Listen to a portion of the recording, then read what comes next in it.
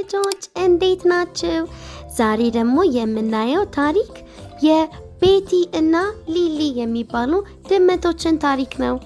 በዚህ ታሪክ ውስጥ አስፈላጊ የሆኑ የእንግሊዘኛ ንግግሮችን በጥያቄ መሰረት ትማራላችሁ። ቤቲ እና ሊሊ ዛሬ ወዴት እየሄዱ እንደሆነ እስቲ ተመልከቷቸው ልጆችዬ። ቤቲ እና ሊሊ ወደ ገበያ እየሄዱ ነው ፍራፍሬዎችን ለመግዛት።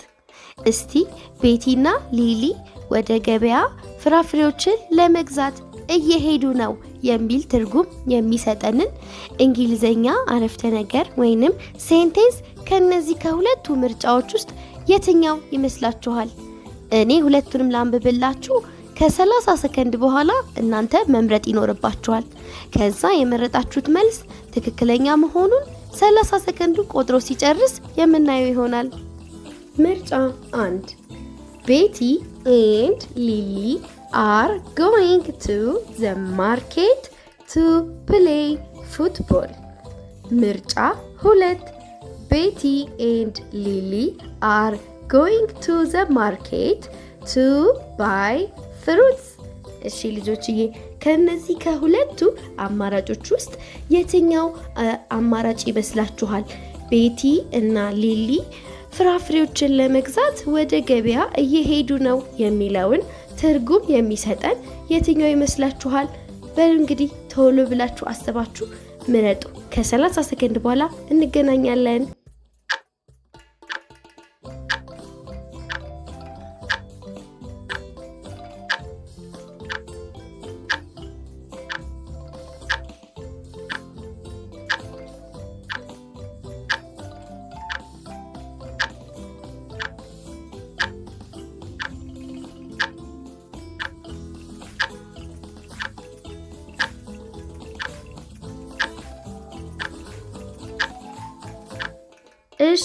እሺ ልጆችዬ የመረጣችሁት ምርጫ 2 ወይንም ቤቲ and Lily are going to the market to buy fruits የሚለውን ከሆነ ትክክል ናችሁ ጎበዞች።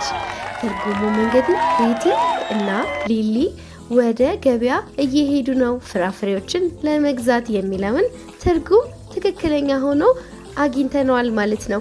ምርጫ 1 ግን ልጆችዬ ቤቲ እና ሊሊ ወደ ገበያ እየሄዱ ነው ኳስ ለመጫወት የሚል ትርጉም ነው ያለው። እሺ በጣም ጎበዝ ልጆችዬ።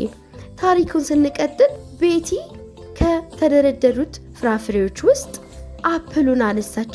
ቤቲ የምትፈልገው ፍራፍሬ አፕሉን ነው ማለት ነው። እንግዲህ ልጆችዬ ቤቲ የምትፈልገው ወይንም ያነሳችው ፍራፍሬ አፕል እንደሆነ የሚገልጸውን ከነዚህ ከሁለቱ አማራጮች ውስጥ የትኛው የእንግሊዘኛ አረፍተ ነገር ነው? ምርጫ 1 ቤቲ picked the apples። ምርጫ 2 ቤቲ likes the apples። እንግዲህ ልጆችዬ በዚህ 30 ሰከንድ ውስጥ ቤቲ አፕሉን መረጠች ወይም ደግሞ ቤቲ አፕሉን ወሰደች የሚል ትርጉም የያዘውን ከሁለቱ አማራጮች ውስጥ መርጣችሁ እንገናኝ። 30 ሰከንድ በኋላ እንገናኝ።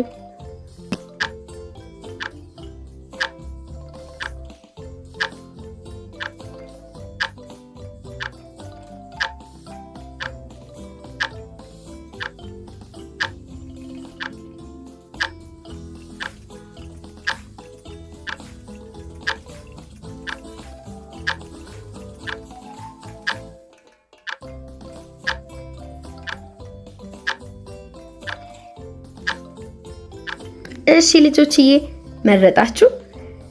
ቤቲ አፕሉን መርጣለች የሚለውን አማራጭ የያዘው ምርጫውን 1 ካላችሁ በትክክል መልሳችኋል። ምርጫ 1 ቤቲ picked the apples የሚለው ቤቲ አፕሉን እንደመረጠች የሚያስረዳ አረፍተ ነገር ነው። ልጆችዬ ሁለተኛው አማራጭ ቤቲ likes the apple የሚለው ቤቲ አፕል ትወዳለች የሚል ትርጉምን አለው። ስለዚህ ምርጫ 2 አይሰራም ማለት ነው። በጣም ጎበዞች ልጆችዬ። አሁን ደግሞ ቤቲ የራሷን ፍራፍሬ መርጣ ወስዳለች። ነገር ግን ሊሊ አልመረጠችም። ሊሊ የፈለገችውን ፍራፍሬ በእጇ እየጠቆመች ነው። ሊሊ ስትሮበሪውን ነው የፈለገችው እና ለቤቲ ስትሮበሪውን እንደምትፈልግ ልትነግራት ነው። እናንተ ደግሞ ሊሊን ታግዟታላችሁ። ሊሊ ስትሮበሪዎቹን እፈልጋለሁ ብላ ለቤቲ ስትነግራት ያለውን ትርጉም የሚያሳይልን የእንግሊዘኛ አረፍተ ነገር ከነዚህ ከሁለቱ የትኛው ነው? ምርጫ 1 I want these strawberries። ምርጫ 2 I need these strawberries። ከነዚህ ከሁለቱ አማራጮች ውስጥ ሊሊ ለቤቲ ስትሮበሪውን እፈልጋለሁ ብላ እንዳስረዳቻት የሚያሳየው አረፍተ ነገር የትኛው ነው? ከ30 ሰከንድ በኋላ እንገናኝ።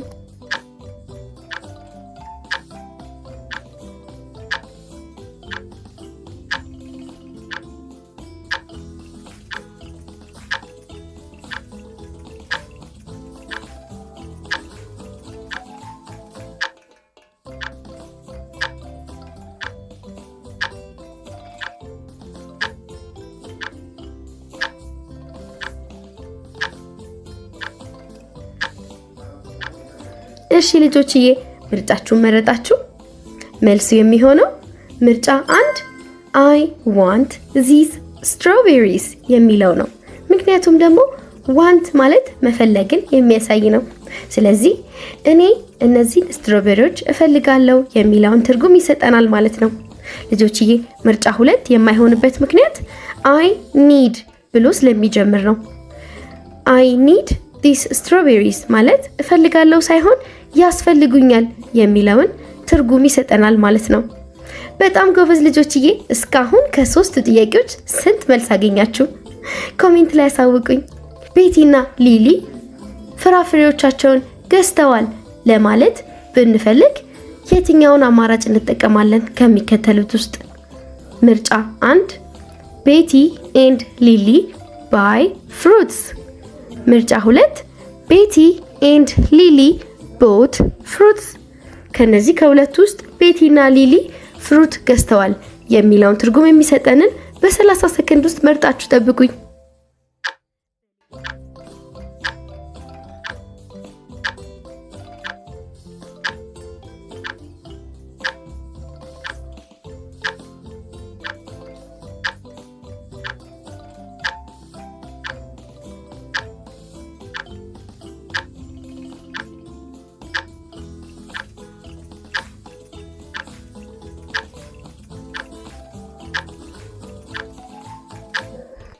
እሺ እንግዲህ ልጆችዬ ምርጫዎቻችሁን መረጣችሁ?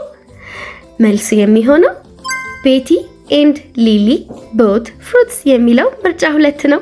ለምን መሰላችሁ? እዚህ ጋር ሁለቱም አማራጮች ላይ ባይ የሚልና ቦት የሚል ቃል ታገኛላችሁ። ሁለቱም ትርጉማቸው አንድ ነው። ነገር ግን ባይ የሚለው ቃል ዋና መግዛት የሚል ትርጉም የሚሰጥ ነው። ወይንም ተደጋጋሚ ጊዜ እንደምንገዛው መናገር ስንፈልግ ብቻ እንጠቀመዋለን። ከዛ ውጪ ቦት የሚለው ቃል የባይ የሐላፊ ድርጊትን የሚያሳይ ነው። ልጆችዬ ሐላፊ ማለት በቃ አድርጋችሁ የጨረሳችሁት ነገር መሆኑን መናገር ስትፈልጉ የአንድን ዋና ግስ ሐላፊውን ትጠቀማላችሁ። በዚህ መሰረት የባይ ሐላፊው ቦት ስለሆነ ያለፈ ድርጊትን ለመናገር ገዝተው ከጨረሱ በኋላ ባይ ሳይሆን ቦትን ይጠቀማሉ ማለት ነው። በሌላ ቪዲዮዎች እንዴት ያንዳንዱን ግስ ቃላት ሐላፊያቸው እንደምንጠቀም በደንብ አሳያችኋለሁ። እሺ በጣም አሪፍ። አሁን ልጆችዬ ቤቲና ሊሊ ፍራፍሬዎቻቸውን ገዝተው ወደ ቤታቸው እየተመለሱ ነው። ይሄንን ንግግር ከነዚህ ከሁለቱ አማራጮች ውስጥ በእንግሊዘኛ እንዴት እንደምንለው የሚያስረዳው የትኛው ነው? ምርጫ 1 ቤቲ ኤንድ ሊሊ አር ጎይንግ ባክ ሆም። ምርጫ 2 ቤቲ ኤንድ ሊሊ አር ጎይንግ ቱ ዘ ማርኬት። ከ30 ሰከንድ በኋላ ምርጫችሁን መርጣችሁ እንገናኝ። ታዲያ ትርጉሙ ቤቲና ሊሊ ወደ ቤታቸው እየተመለሱ ነው የሚል መሆን አለበት።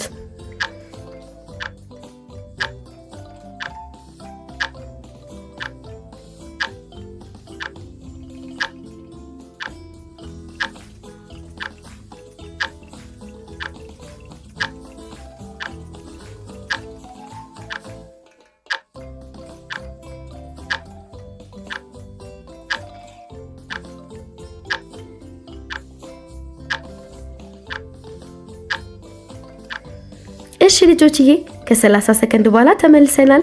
ምርጫችሁን መረጣችሁ? ምርጫችሁ አንደኛው ወይንም ደግሞ ቤቲ ኤንድ ሊሊ አር ጎይንግ ባክ ሆም የሚለው ከሆነ በትክክል አግኝታችኋል። ልጆችዬ እስካሁን ስንት መልስ አገኛችሁ በትክክል? ስንትስ ኤክስ ገባባችሁ? ኮሜንት ላይ ያሳውቁኝ አደራ እንዳትረሱ እሺ። ቤቲ ኤንድ ሊሊ አር ጎይንግ ባክ ሆም የሚለው ምርጫ 1 በትክክል ትርጉሙ ቤቲና ሊሊ ወደ ቤታቸው እየተመለሱ ነው የሚል ትርጉምን ይሰጠናል። ምርጫ 2 ግን ልጆችዬ ቤቲና ሊሊ ወደ ገበያ እየሄዱ ነው የሚል ትርጉም ስላለው መልስ አይሆንም ማለት ነው። ገባችሁ አይደል ልጆችዬ? በጣም ጥሩ። አሁን ቤቲና ሊሊ ወደ ቤታቸው ተመልሰው የማብሰያ ቤታቸው ተቀምጠው ወይም የማብሰያ ክፍላቸው ተቀምጠው እየበሉ ይገኛሉ። እስቲ ይሄንን ሁኔታ በእንግሊዘኛ የትኛውን አረፍተ ነገር ተጠቅመን እንገልጸዋለን? ከነዚህ ከሁለቱ አማራጮች ውስጥ ምርጫ 1 ቤቲ ኤንድ ሊሊ አር ስሊፒንግ ኢን ዘ ኪችን። ምርጫ 2 ቤቲ ኤንድ ሊሊ አር ኢቲንግ ኢን ዘ ኪችን። እሺ ልጆችዬ እንግዲህ ከ30 ሰከንድ በኋላ ስንገናኝ ቤቲና ሊሊ ማብሰያ ክፍላቸው ውስጥ ቁጭ ብለው ፍራፍሬዎቻቸውን እየበሉ እንደሆነ የሚያስረዳውን ከነዚህ ከሁለቱ አማራጮች ውስጥ መርጣችሁ እንገናኝ።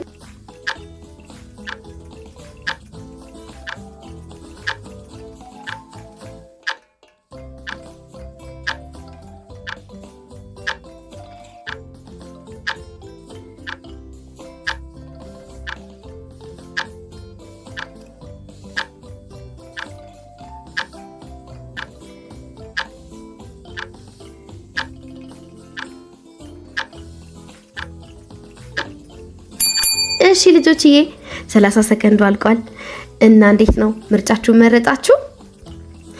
ምርጫ 1 ወይስ ምርጫ 2? በትክክል ምርጫ 2 ነው የሚሆነው። ቤቲ ኤንድ ሊሊ አር ኢቲንግ ኢን ዘ ኪችን የሚለው ልጆችዬ ኪችን ማለት ማብሰያ ክፍል ማለት ነው። እሺ ወይም ደግሞ በአማርኛ ኩሽና የምንለው።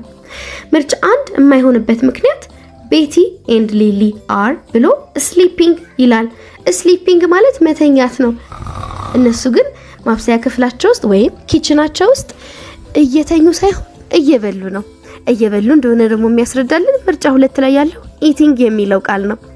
ስለዚህ ምርጫ 2 በትክክል መልስ ሆኖ እናገኘዋለን። ያም ቤቲ ኤንድ ሊሊ አር ኢቲንግ ኢን ዘ ኪችን የሚለው ይሆናል ማለት ነው። እሺ ልጆችዬ ከዛሬው ታሪክ ምን ያህል አዳዲስ ቃላትን እንዳወቃችሁና ሐሳብን ገጣጥሞ በእንግሊዘኛ መናገርን ምን ያህል እንደለመዳችሁ ሐሳባችሁን ኮሜንት ሴክሽን ላይ አስቀምጡልኝ፣ አነባዋለሁ። በቀጣይ በሌላ ታሪክ ብዙ አዳዲስ ቃላትን እንግሊዘኛን እንድንማር የሚረዱንን ታሪኮች ይዘን እንገናኛለን። አመሰግናለሁ። ቻው ቻው።